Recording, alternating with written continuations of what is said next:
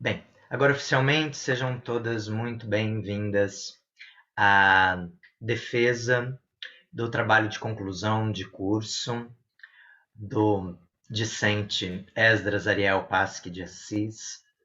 Nós passaremos os próximos minutos aqui com a apresentação deste trabalho e os comentários da banca.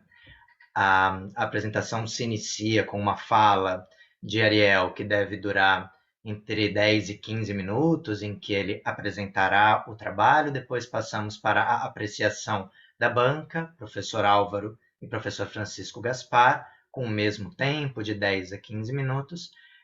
Depois desta fala da banca, nós teremos 5 minutos para que o Ariel possa responder eventuais questões. Então a banca sai da sala, conversa a respeito dos encaminhamentos, e aí temos a volta e a leitura da ata.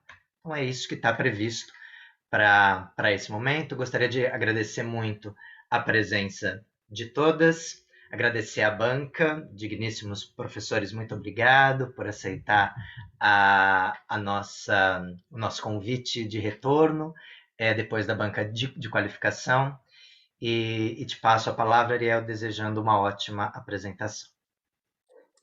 Obrigado. Nada é impossível de mudar. Desconfiai do mais trivial, na aparência singelo, e examinai, sobretudo, o que parece habitual. Suplicamos expressamente, não aceiteis o que é de hábito como coisa natural, pois em tempo de desordem sangrenta, de confusão organizada, de arbitrariedade consciente, de humanidade desumanizada, nada deve parecer natural, nada deve parecer impossível de mudar.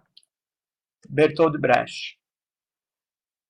Olá, obrigado a todos que estão aqui assistindo a essa banca.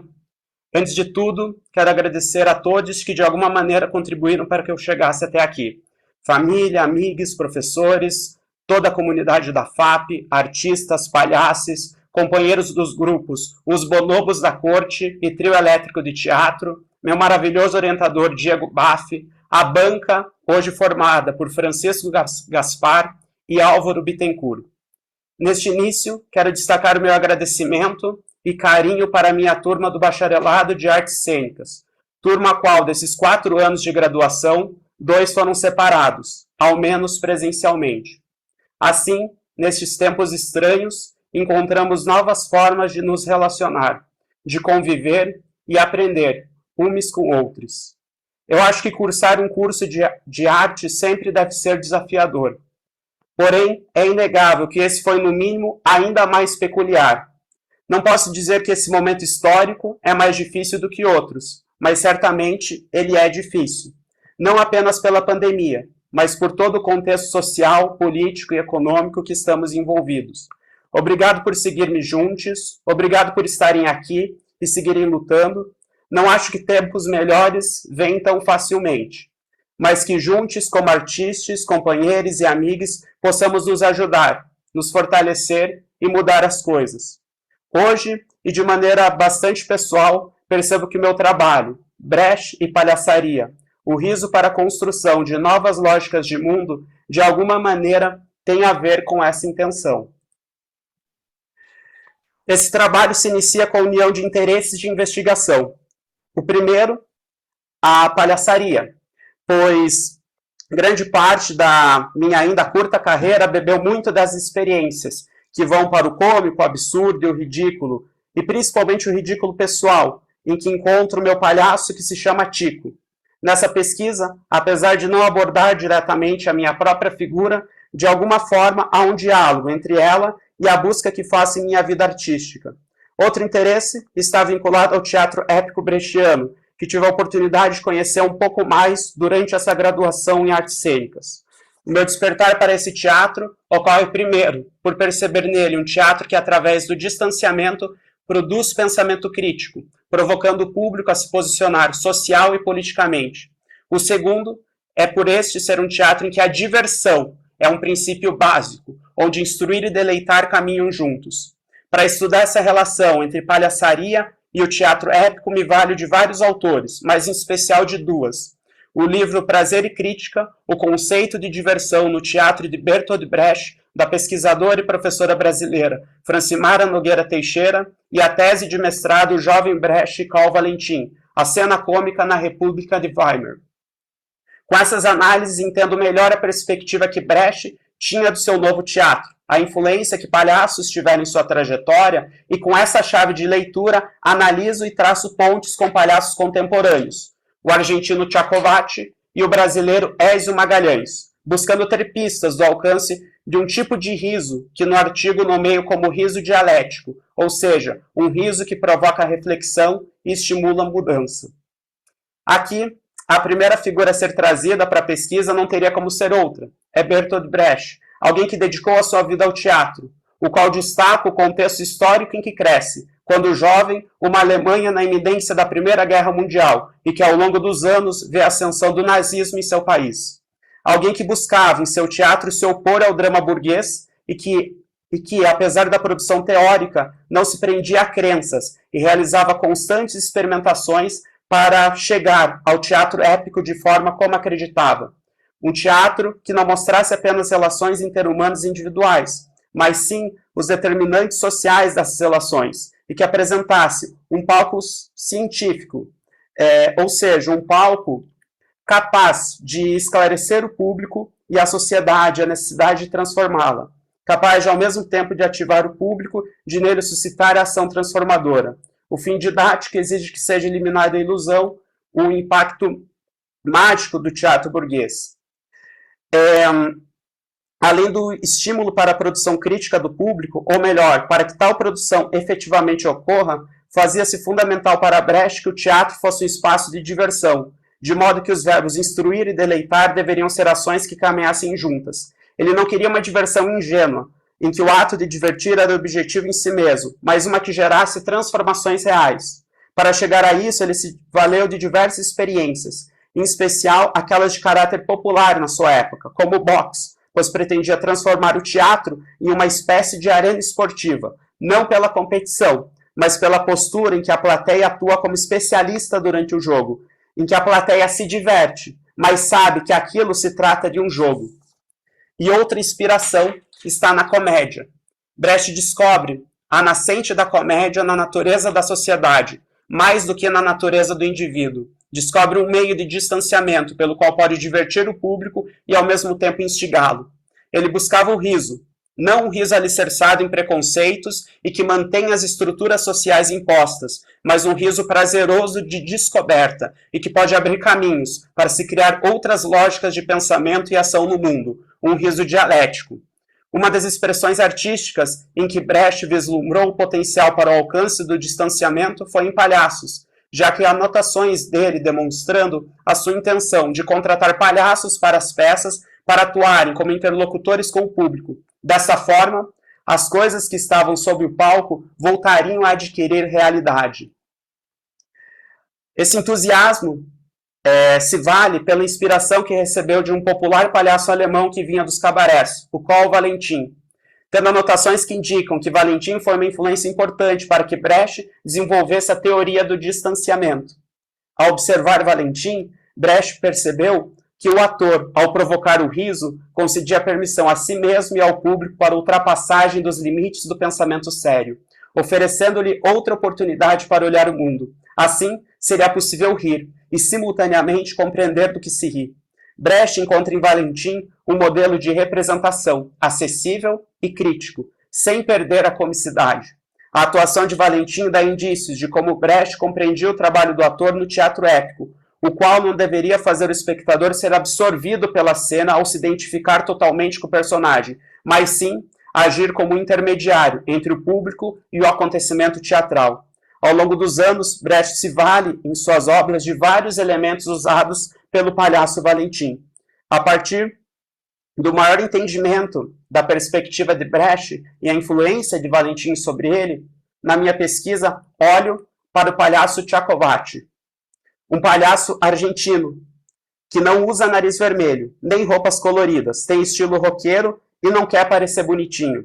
Uma referência na palhaçaria de rua. alguém com aproximadamente 40 anos de carreira, que começou a se apresentar na rua, um pouco por acaso, quando estudava mímica e vivia o final da última e mais sangrenta ditadura argentina. Um dia foram à sua escola de mímica e chamaram artistas para ocupar a rua como forma de manifestação contra os militares. Aqui realço um dos seus mandamentos para o palhaço de rua, que é: serás politicamente incorreto. Isso tem relação com o contexto social em que ele começa o seu trabalho, em que ser politicamente incorreto era sinônimo de ocupar o espaço público. A partir disso, ele diz que nossa função foi denunciar, criticar, delirar, tudo isso encoberto com humor, porque se o humor pode ser com um pouco de justiça, melhor.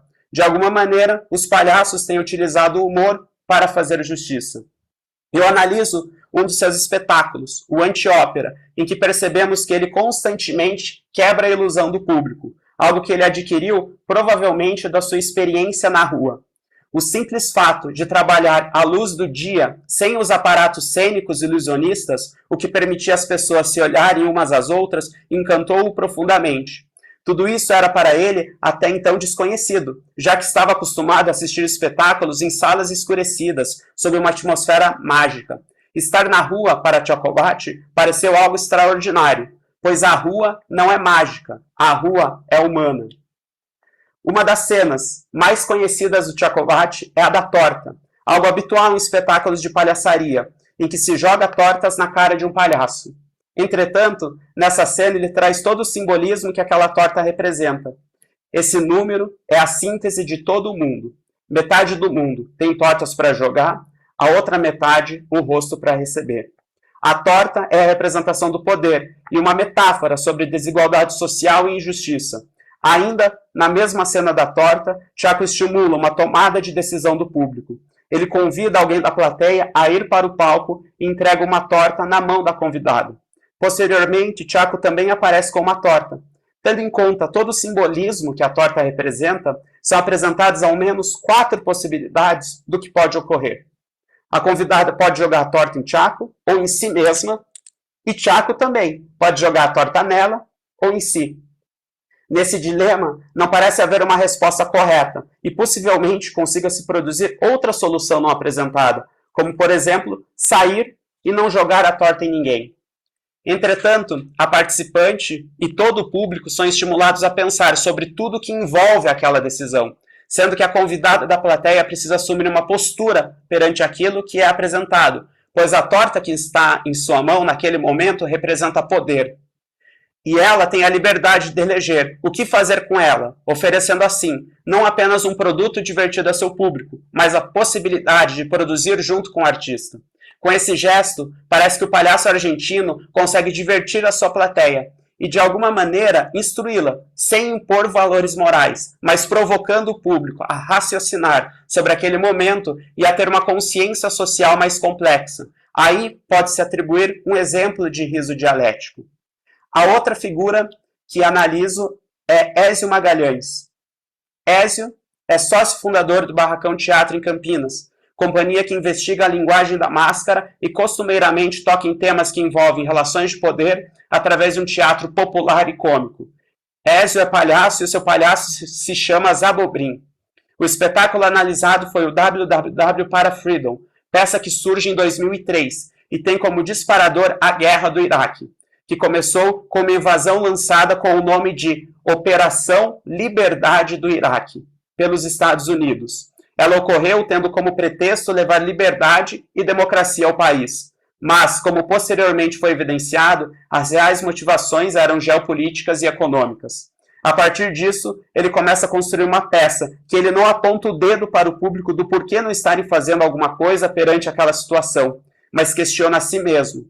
Nessa peça, o palhaço Zabobrim é um soldado que irá libertar o povo de um terrível ditador. Junto dele está o soldado Willy, alguém que sempre está dentro da tenda no campo de guerra, mas que o público nunca vê.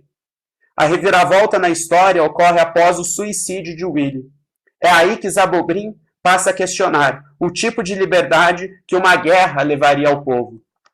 O ápice do espetáculo ocorre em intensa relação com o público durante o momento do bombardeio. Para essa etapa, as pessoas da plateia são convidadas a atirarem bombas, mas no caso, bombas de chocolate. O alvo é a liberdade. No caso, a representação incorporada por Zabobrim da Estátua da Liberdade, um dos maiores símbolos dos valores pregados pelo Ocidente. Por meio dessa metáfora, Ézio reinventa o que é a verdadeira liberdade. Zabobrim, então, ao final do espetáculo, justamente na hora crucial de bombardear o alvo, inventa a sua própria guerra, clownesca e festiva. O palhaço Zabobrim, junto com o público, não se limita às possibilidades dicotômicas de bombardear ou não o alvo. Ele convida a plateia a percorrer outro caminho, o de criar a própria guerra.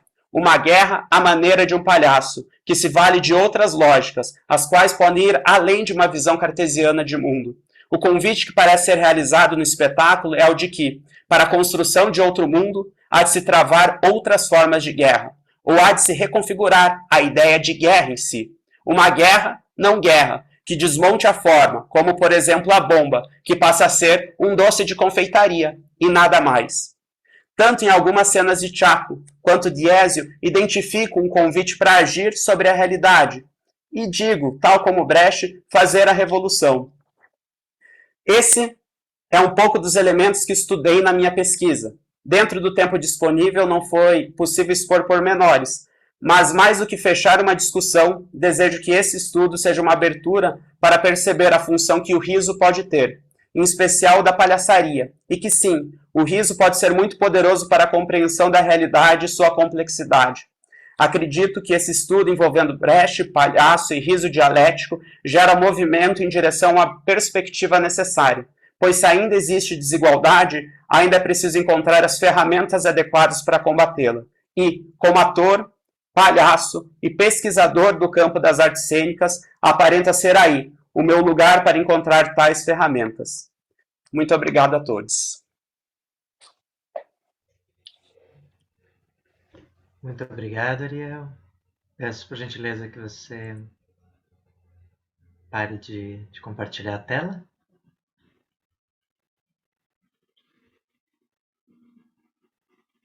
Muito obrigado. Passamos então à fala da banca. Convido o professor Álvaro. É uma tradição, né, a gente deixar o convidado falar antes. Álvaro, que é da licenciatura em teatro, um outro curso da mesma instituição, para quem não conhece. É nosso colega próximo, mas um pouquinho para além ali da nossa porta. E então eu passo a palavra e convido o professor Álvaro para falar nos próximos 10 a 15 minutos.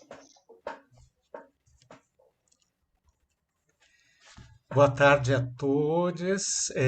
Ariel e Diego, muito obrigado pelo convite para participar dessa banca. Estou muito honrado de estar aqui e foi um deleite ler o seu trabalho.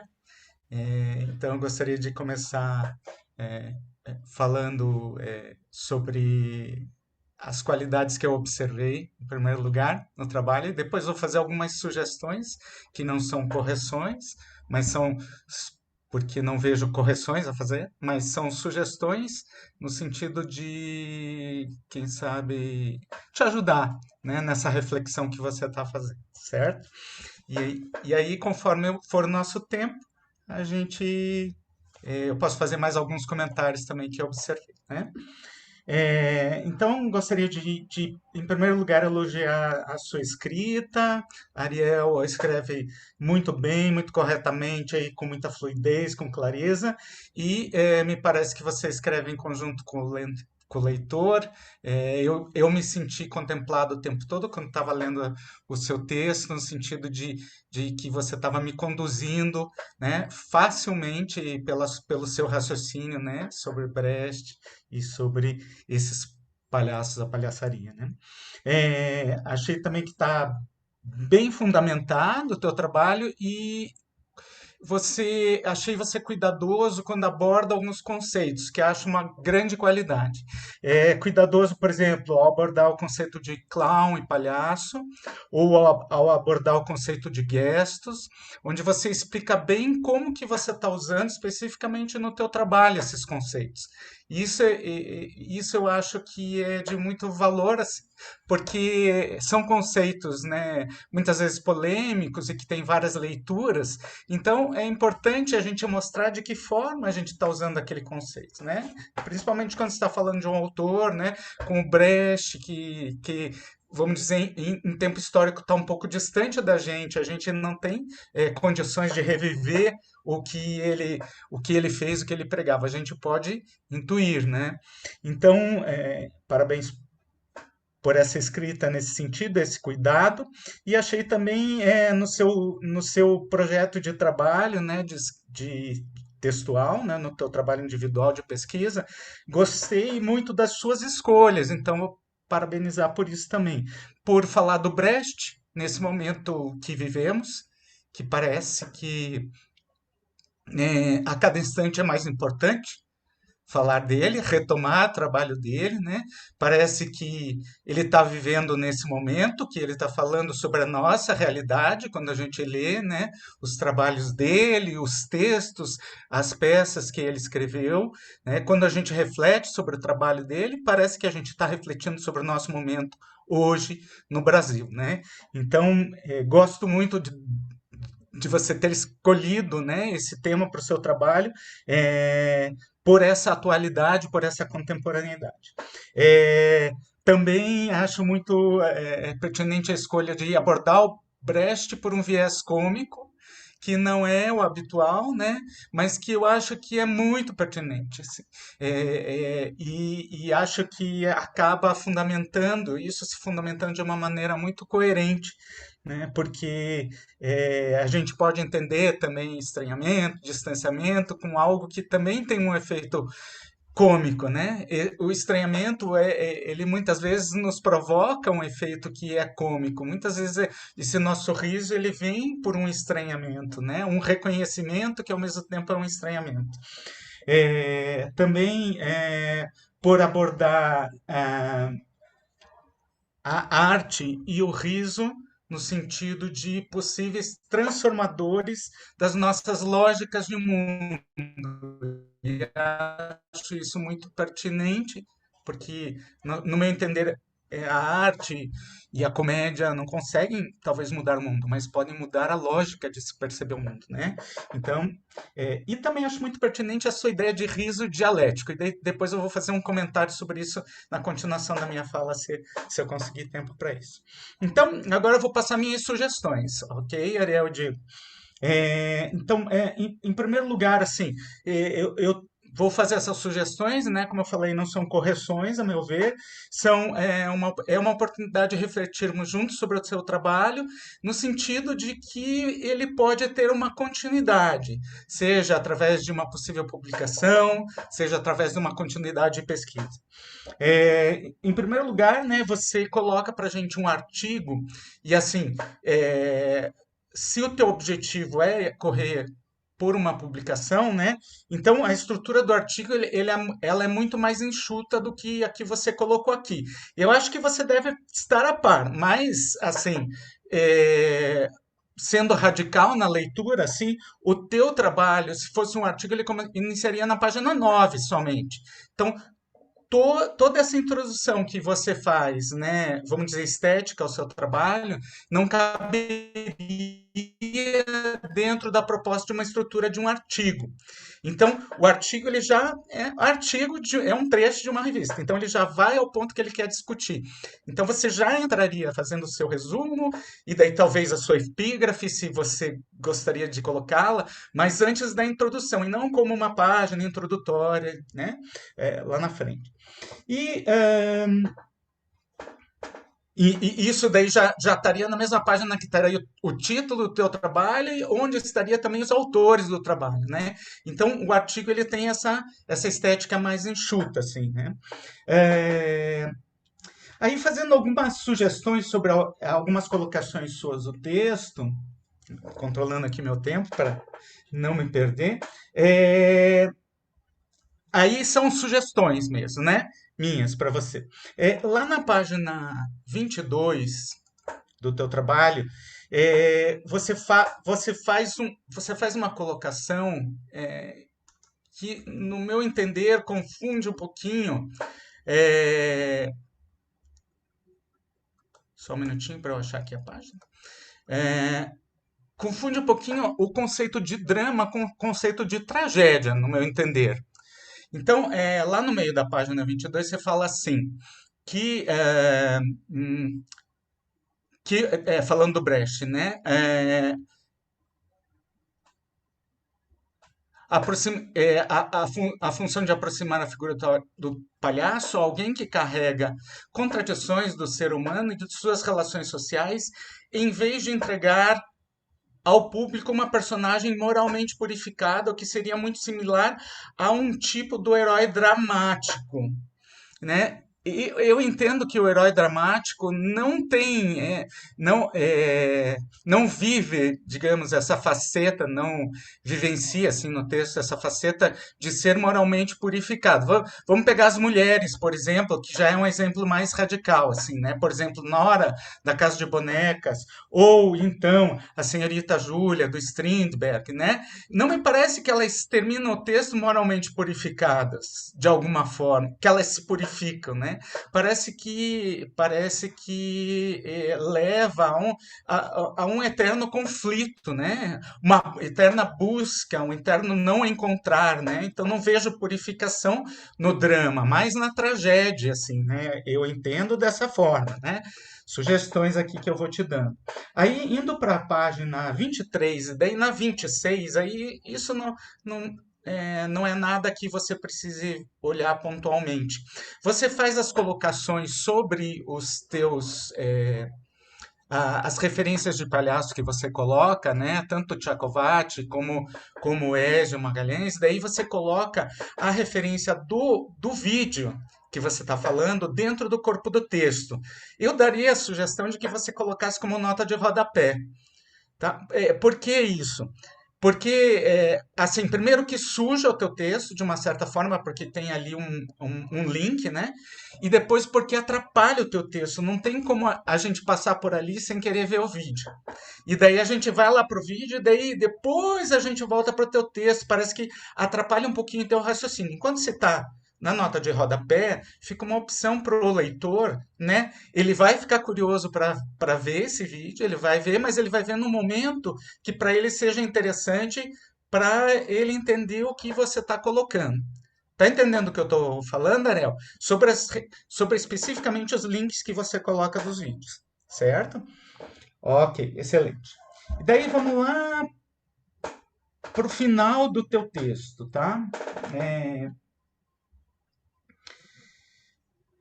Bom, lá a página 29, finalzinho do teu texto.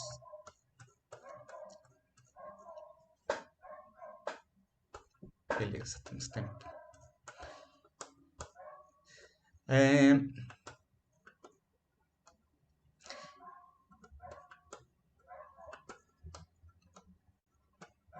Só localizando aqui. Bom, eu sugeriria, Ariel, você, em conversa, obviamente, com seu orientador Diego, que você refizesse os 2 últimos parágrafos do teu texto. Tá?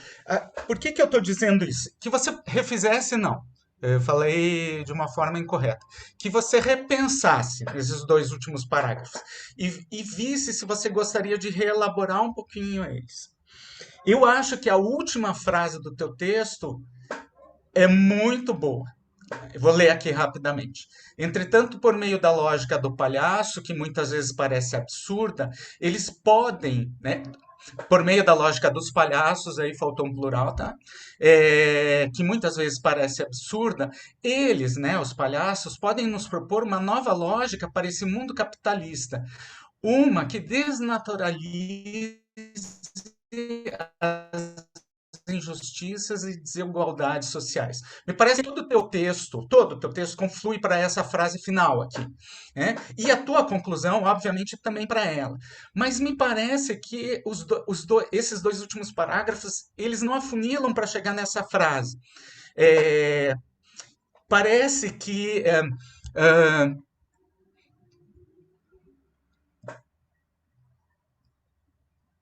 estou só lendo aqui para poder te simplificar melhor.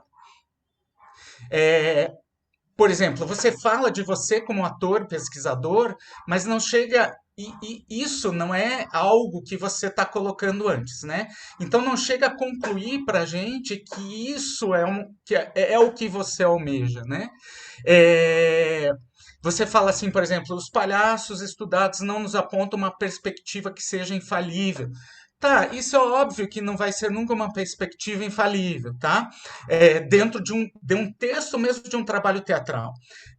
Porém, eles apontam uma perspectiva que para você é contundente, é relevante, né? Então, eu acho que você, assim, na minha opinião, eu acho, né? Eu sugeriria que você pensasse no que você quer dizer, que eu acho que está resumido nessa última frase, basicamente, e como que seria o caminho para você chegar nessa última frase? Como que você conduziria o leitor para chegar nesse raciocínio uma lógica que desnaturalize as injustiças e desigualdades sociais, que é um ponto assim muito importante no teu trabalho e na arte como um todo, né? Minha última sugestão daí seria na página 27. Tá dando para acompanhar, Ariel? Tá dando sim, tá ótimo. Beleza. E daí minha última sugestão é na página 27. Você faz uma citação do Ezio Magalhães, vamos dizer, é uma citação do Ezio Magalhães pela Matos, né? Então, eu acho essa citação dele, minha opinião, muito obscura, porque a gente não entende o que ele está falando, na verdade. Isso é natural quando é material que provém de entrevista, né? Porque, assim, o artista ele está abordando aquilo num raciocínio da fala dele, né? Então eu sugeriria, mas eu entendo qual o ponto que você quer chegar quando você faz essa citação. Então eu sugeriria que você filtrasse o que está escrito ali pelo que você entende que ele está querendo dizer e parafraseasse, em vez de colocar a citação direta. Porque eu acho que é muito confusa a maneira que ele fala especificamente. O que é natural quando uma pessoa, por exemplo, vai fazer um livro a partir de entrevistas, ela vai abordar as entrevistas, mas vai filtrar, né, parafraseando o que aquele entrevistado falou. Tá bom? Seriam essas minhas sugestões. Então, lembrando, para finalizar a minha fala aqui, que estou te dando essas sugestões, entendendo que estou refletindo junto com você no sentido de colaborar com o teu trabalho, com o andamento, com o movimento dele, porque eu acho que, sem dúvida, ele merece continuar em movimento e ter algum andamento, algum desdobramento, né, no meu entender, que você que vai saber qual que é, né? Que deve ocorrer. Tá? Muito obrigado mais uma vez pelo convite e foi realmente um prazer incrível ler seu texto. Ariel e Diego, parabéns pela orientação que você fez para este rapaz. Muito obrigado, Álvaro. Muito obrigado pela sua fala, pelo acolhimento, a pesquisa, a proposta, pelo detalhamento, pelo cuidado que você faz na sua posição. É sempre um presente te ouvir. Muito obrigado. Passo então a palavra para o professor Francisco Gaspar, que fará então a sua fala nos próximos 15 minutos. Obrigado, Diego. Ariel, chegamos aqui, né? Parabéns, obrigado pelo convite de novo. Diego, obrigado pelo convite de novo. É um prazer enorme estar aqui e é um prazer enorme ouvir o Álvaro de novo, estar junto com o Álvaro na banca. Muito, muito obrigado mesmo por essa oportunidade. Acho que o Álvaro já detalhou bastante coisa importante para a gente, Ariel. Então, eu vou tentar ficar com algumas outras coisas para a gente não atravessar. Isso já tinha acontecido na qualificação, né? Acho que a gente teve uma conversa muito boa na qualificação, porque foi bem complementar. Então, eu vou falar de algumas questões. Primeiro, eu vou começar elogiando, que a gente começa elogiando, falando que é maravilhoso, depois a gente dá uns pitacos, porque isso é bom também. Então, Vou repetir as palavras do Álvaro, é um trabalho muito, muito bem escrito, leva a gente junto, ele é maduro, é consistente, ele reflete a capacidade de pesquisa, de escrita do Ariel, e vou falar um pouco mais sobre isso daqui a um segundo, mas também se tem a qualidade de ser um trabalho que é um trabalho de TCC, mas extrapola o trabalho de TCC. E a gente já começa a ler aqui um projeto de pós-graduação. Isso é o que mais chama a atenção quando a gente faz a primeira leitura do trabalho, né? É um trabalho muito maduro. A gente acompanha esse trabalho e o autor sabe levar a gente através dessa construção que ele vai criando nessa relação, que é uma relação que parece que já tem uma certa história, mas o Ariel consegue dar uma assinatura que é essa relação entre o Brecht, o teatro épico e a palhaçaria. Então, eu acho que é um trabalho que, não sou eu que digo, não é o Álvaro que diz, esse trabalho já é um trabalho de início de um mestrado, de uma pós-graduação. E, falando nisso, então, eu vou fazer uma brincadeira que é assim, é um trabalho bastante incompleto, Ariel. Ele é bastante incompleto para o bem e para o mal. Para o mal é porque ele não cabe nas 32 páginas no TCC. Você encontrou, você construiu, você deu conta de um campo de pesquisa muito poderoso e nesse momento a gente não dá conta disso porque são só 32 páginas. Se fosse mais também a gente não daria, né, conta. A notícia boa então para o bem é que já está encaminhado uma discussão, já está encaminhada uma discussão para frente. E nesse ponto, repito, você e o seu orientador estão de parabéns. É um trabalho bastante bom de ler e bastante maduro. Não há dúvida. Tá? Eu tenho algumas questões que eu vou colocar, algumas têm a ver com o texto, as outras não. Vou começar com uma que não tem tanto a ver, mas me pegou um pouco na questão ética. Queria saber como você relacionou esse trabalho com a sua montagem de grupo. E eu estou pensando do ponto de vista ético mesmo, porque você fala muito sobre ética no seu trabalho. E eu penso como isso produziu efeitos, como esse estudo produziu efeitos na sua discussão com um trabalho de grupo, né? Com um trabalho coletivo. Essa é uma primeira questão. Tá? Se você puder depois falar sobre ela, porque para mim ela fala, né, da ética da sua escrita. A outra questão, para mim, é um pouco mais técnica. O título do seu trabalho é Brecht e Palhaçaria, o riso para a construção de novas lógicas de mundo. Para mim tem duas questões aí de cara, né, que a gente poderia pensar se vocês, né, aceitarem pensar nisso. Acho que a primeira é o fato de que riso dialético aparece no resumo, aparece nas palavras-chave e não aparece no título. E eu acho que a gente não tá, no seu texto não está se falando sobre qualquer título, sobre qualquer riso. Você está falando sobre o riso dialético. Você define, descreve, né, exemplifica o riso dialético no texto todo e o título vem só como riso. Eu acho que isso é uma questão a se pensar, porque ele aparece, né, com muita importância, inclusive na sua fala aqui hoje. Tá? Ainda com relação ao título, eu fico pensando... tem uma relação do Brecht com o conceito de gestos e da própria vida, né, vida e obra do Brecht, que é uma relação entre uma certa racionalidade do pensamento, uma discussão racional e uma questão afetiva, né? O Brecht sempre fala isso, sempre fala que o teatro não é somente um prazer, né? Sem pensamento. Ele sempre correlaciona muito essas duas coisas e dentro do conceito de gestos tem uma questão muito importante que é a questão da mutação subjetiva. O Brecht usa três exemplos para falar disso. Você fala de um deles, que é Galileu Galilei, mas ele também, né, em alguns escritos, ele vai falar de Mãe Coragem e também do Hamlet. Né?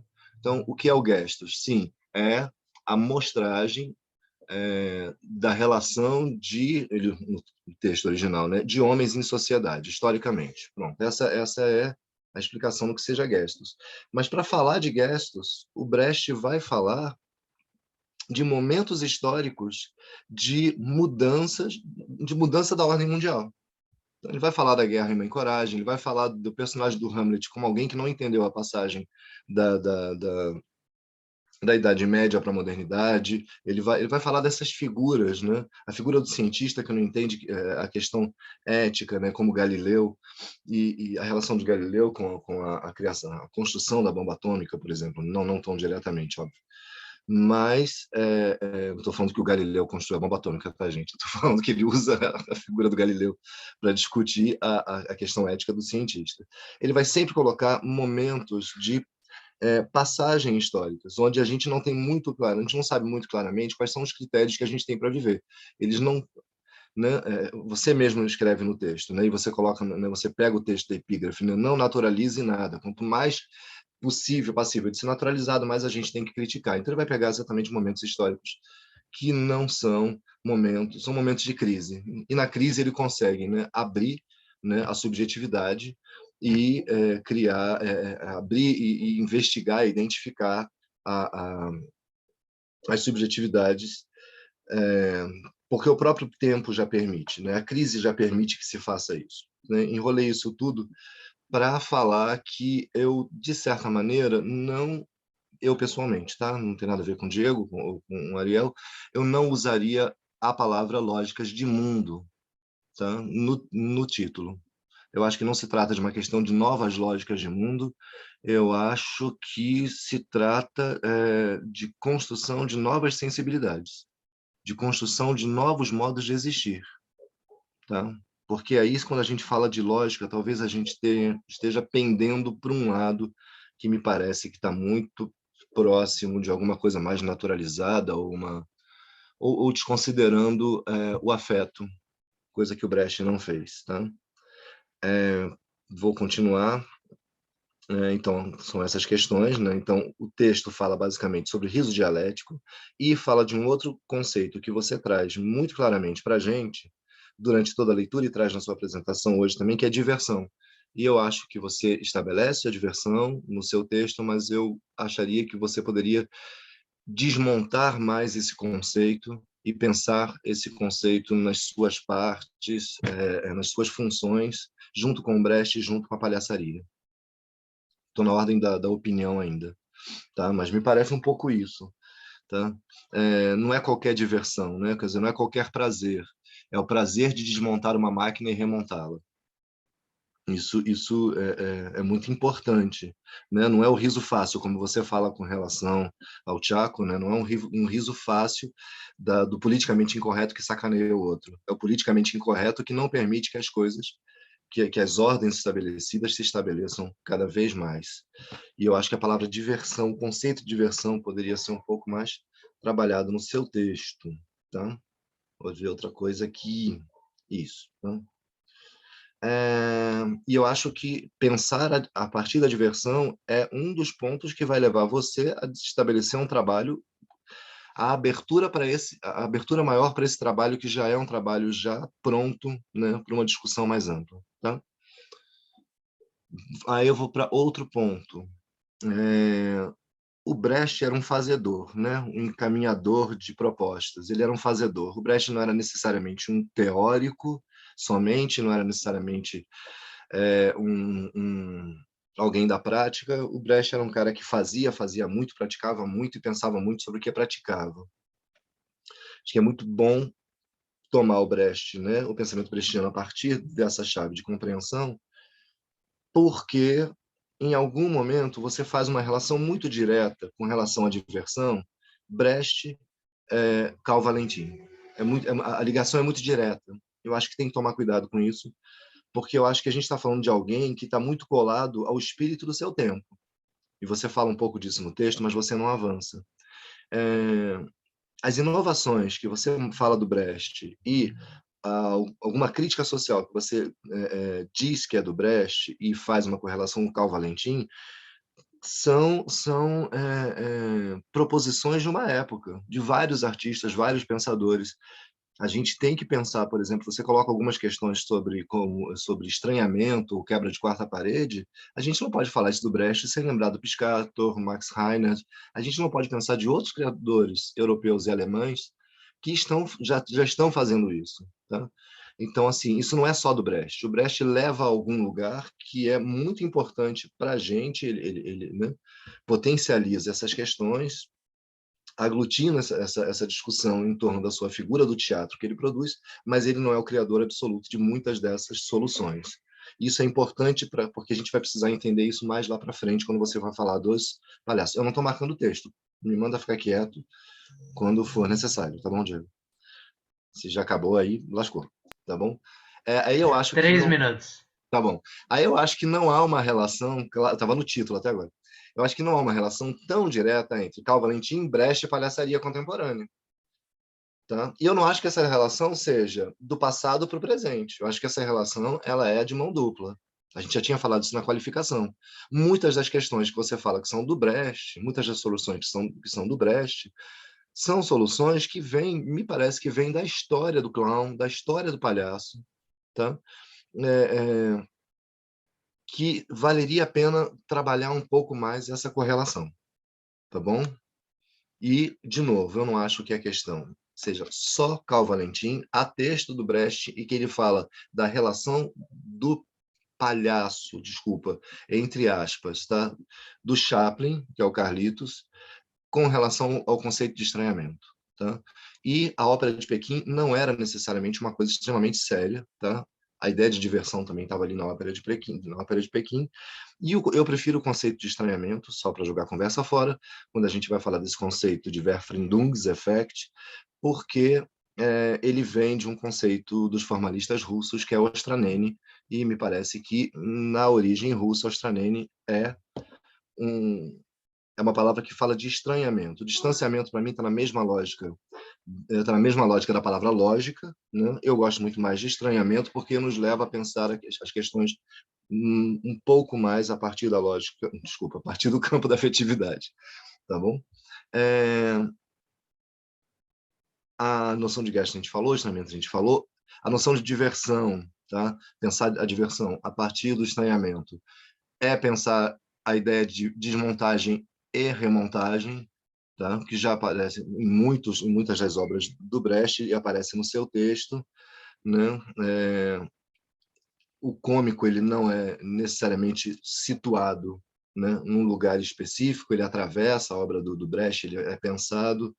Né? Tem uma obra dele, por exemplo, que eu gosto muito, que é O Homem é um Homem, em que ele vai, para mim é uma obra que coloca muito bem a questão da remontagem, da desmontagem, da remontagem, do cômico daquela tragédia, daquelas personagens, e do pensamento crítico a partir desse dado cômico, para sair também de uma coisa, de um certo senso comum do palhaço que você fala. Desculpa ter falado muito sobre o Brecht, porque é muito mais a minha praia do que a palhaçaria, e é uma falha minha aqui nessa banca. Tá?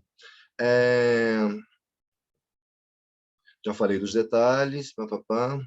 E eu acho que aí você, quando chega no Chaco, né, e no Zabobrim, o que acaba acontecendo, você fala muito bem sobre eles, mas me parece que você fala um pouco desgarrado do Brecht. A solução que você encontra é dizer, olha, aqui tem uma questão social que meio que remete ao Brecht. Aqui tem um estranhamento, um distanciamento que remete ao Brecht. Mas eu faria uma escrita a contrapelo e empurraria essas duas figuras lá para o pensamento do Brecht, para fazer o Brecht pensar em outra coisa que talvez ele não tivesse pensado a partir da relação com essas duas figuras. Tá? Eu acho que só tem que tomar cuidado com essa passagem. Eu acho que você fala muito bem do Brecht, você fala muito bem de palhaçaria. Eu acho que não cabe num TCC exatamente isso. Ainda falta você fazer essa amarração completa. Tá? Quando você fala de Descartes, eu não pensaria em Descartes, colocaria um veneno aqui para pensar numa outra figura que se chama Clausewitz, autor de um livro chamado Da Guerra. Ao invés de pensar nessa figura que ficou muito ampla no texto, para mudar o pensamento cartesiano, desculpa, mas ficou muito, muito solto. Vamos pensar num cara que pensa a guerra, né? que parte daquele ditado latino, né? Se você quer a paz, esteja preparado para a guerra. E eu acho que isso tem a ver com os exemplos que você falou, usou. Então, assim, eu gostaria de poder falar muito mais. Adorei o trabalho, é um trabalho maravilhoso, é grandioso, está à altura do seu conhecimento, do seu esforço, é grandioso, sim, tá? Esses apontamentos são para o projeto de mestrado, tá? Que eu estou fazendo aqui já é para o seu projeto de mestrado, TCC já foi, tá? E é um trabalho, como o Álvaro disse, importantíssimo, essencial nesses dias de flerte tupiniquim com o totalitarismo e guerra alhures. Muito obrigado. Muito obrigado, professor Francisco, por sua fala que sempre nos faz olhar além, assim. Aconteceu isso na qualificação. Também a gente saiu perguntando, meu Deus, quanta coisa ainda tem para a gente fazer, né? E eu acho que é sempre bom ter esse farol que você nos traz. Muito obrigado pela fala. Eu devolvo ao Ariel.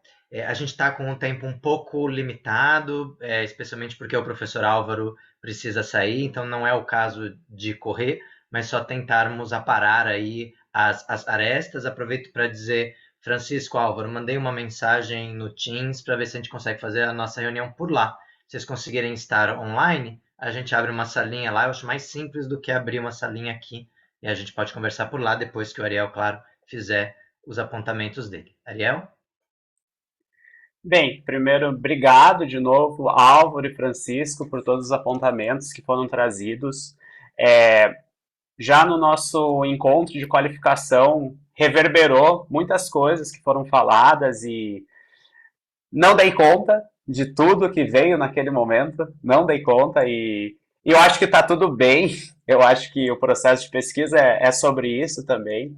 E agora também já vieram muitos e muitos apontamentos e possibilidades e que eu fico feliz. Acho que antes de tudo eu fico muito feliz com isso, porque se não tivesse possibilidades de caminho ou lugares que talvez eu pudesse explorar mais do que outros, provavelmente o trabalho para esse momento também não teria muito sentido, né? Então eu fico bem feliz com isso.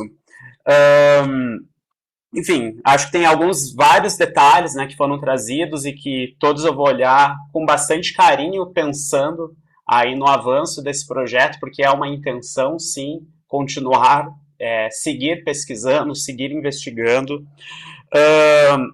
Acho que tem, né, uma pergunta bastante ali direta, né, que o Francisco me faz, né, essa relação com o trabalho com o grupo ali, apontando diretamente o grupo de TCC na montagem que ocorreu no final do ano passado. O campo de pesquisa com o palhaço, da palhaçaria, ele, de certa maneira, foi um lugar onde a gente iniciou alguns dos nossos processos em grupo. No final, o nosso processo não é um trabalho de palhaçaria, com palhaços, palhaças, mas ele teve um lugar, né, já de investigação. E, claro, acho que também, além desse próprio lugar de investigação, e que acaba, de alguma maneira, já nos direcionando também, porque acaba sendo o trabalho final, por mais que não seja de palhaçaria, também tem uma questão de momento histórico, né, que a gente vive. Então, acho que você traz uma questão, né, de brecha em relação aos momentos de crise, de mudança de ordem mundial, e, enfim, e até o Álvaro também citou ali no início a importância que há de se estudar brecha agora, e a minha pesquisa, e eu entendo isso, por isso estudo, por isso investigo. Então, sim, a gente está num momento de crise, estamos nesse momento, e que não é uma escolha nossa, e estamos e precisamos lidar com isso. Né? E talvez até olhar para essas figuras, para essas possibilidades, talvez nos abra caminhos, possibilidades, sensibilidades, e agora, né, nós que somos artistas, e aí como que estamos nessa? Pelo menos acho que é um lugar que eu me coloco, já até fugindo um pouco da sua pergunta. Enfim, acho que são vários e vários apontamentos. Muito interessante o que é trazido do título, muito interessante algumas mudanças no final ali do texto também. Quer dizer, são algumas que eu estou destacando aqui, que eu com certeza vou olhar com carinho, mas existem várias outras. Eu acho que não há como me aprofundar em cada uma delas aqui nesses minutos. Mas digo que quero seguir com a pesquisa e digo que eu sou muito grato por vocês participarem dela, Álvaro, Francisco e o BAF como meu orientador, e claro, e todo mundo que de alguma maneira, né, faz parte, né, da minha construção de vida como artista, construção histórica. Então, o que eu digo é muito obrigado e até breve, talvez. Professores, querem fazer alguma observação, complementar com alguma pergunta? Não? Então, ótimo. Eu peço licença Só que o Ariel a é todas. bonitinho. Só queria Ariel é deixar bonitinho. marcado que o Ariel é bonitinho. Obrigado. Peço então a todas alguns instantes de paciência. A banca vai se ausentar para a deliberação e voltamos para a leitura da ata. Se puderem ficar aí, também vão participar da foto histórica do final, e aí a gente bate uma foto para registrar o momento. Até já.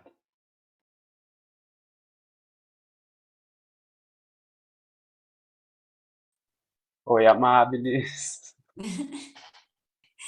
Aê, querido, lacrando, hein?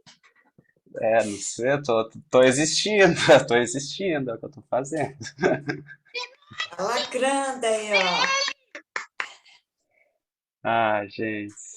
Obrigado pela presença, por assistirem, por estarem aqui comigo. Durante esses 4 anos, né, quem fez parte aí comigo da FAP e outras pessoas que estão aqui que eu conheço de outros lugares. Valeu demais. Obrigada a você, né? É, Com esse bigodinho aí, né? Alegrando os nossos olhos.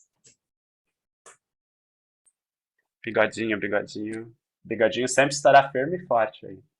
Aí, ó. Estão vendo?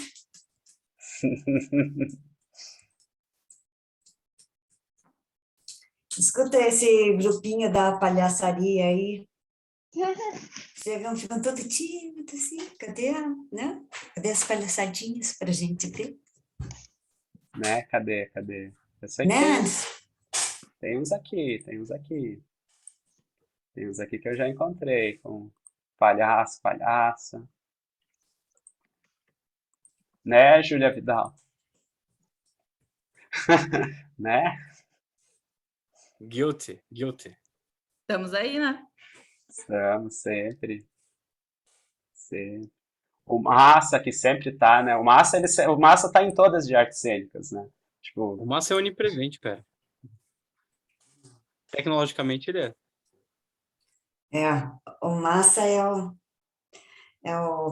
o carinha que já fez vários TCCs em artes cênicas.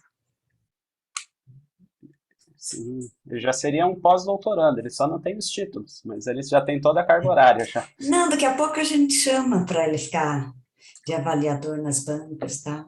Uhum. E vai ser da casa ainda, né? Não é o membro externo, é o da casa. Tão naturalizado que já está isso.